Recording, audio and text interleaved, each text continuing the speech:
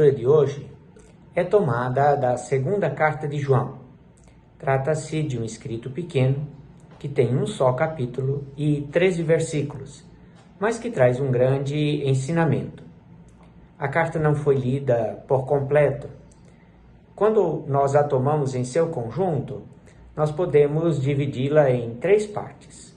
A primeira abrange os versículos de 1 a 3, traz o endereçamento da carta.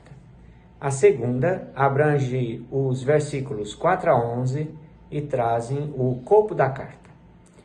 A terceira abrange os versículos finais, 12 e 13, e trazem a saudação final. Pelo endereçamento, ficamos sabendo que a carta foi enviada a uma mulher que dirigia uma igreja. Ela é chamada na carta de Senhora Eleita. Quem escreve a carta é o presbítero. Assim, ele designa-se a si mesmo.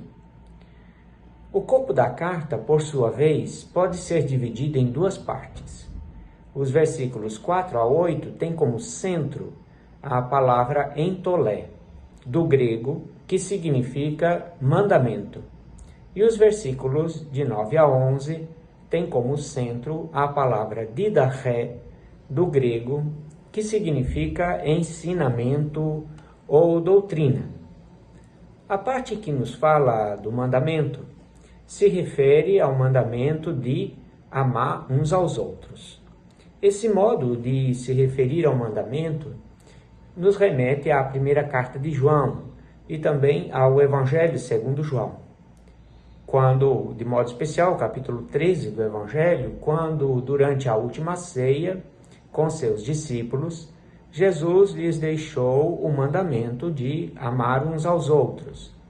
Na segunda carta de João, contudo, esse mandamento é dito como que recebido do Pai, que é, portanto, a origem do mandamento de amar uns aos outros.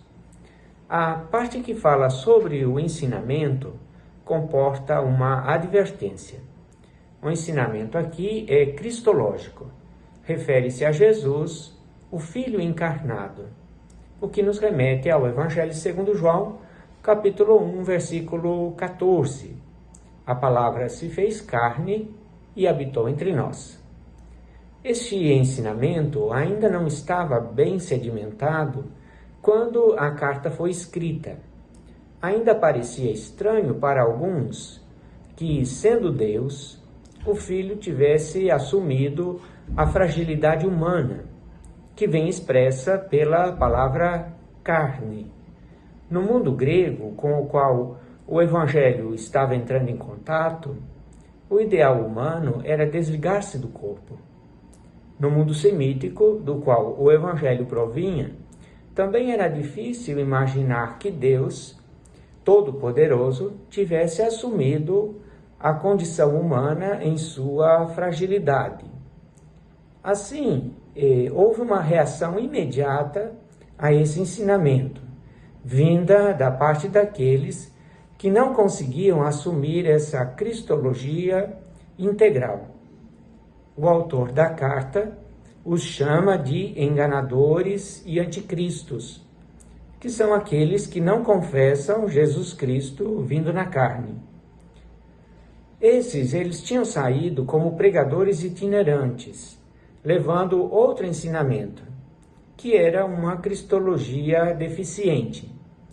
Usando a linguagem do Concílio de Calcedônia, que é bastante posterior à segunda carta de João, podemos dizer que esses exaltavam a natureza divina de Jesus e negavam, na prática, sua natureza humana.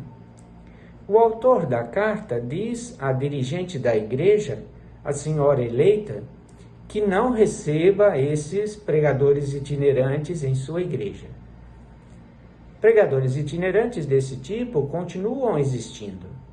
Às vezes são pessoas bem intencionadas e que nem percebem que a cristologia que trazem consigo não é aquela cristologia que a igreja tradicionalmente ensinou, aquela das 2 naturezas do Cristo, a divina e a humana, de igual importância.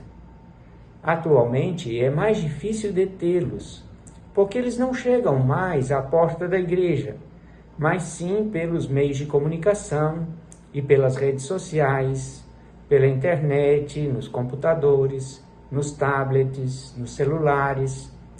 É preciso ter discernimento para bem julgar a mensagem que trazem. Hoje, eles não são mais chamados de pregadores itinerantes, mas sim de influenciadores digitais.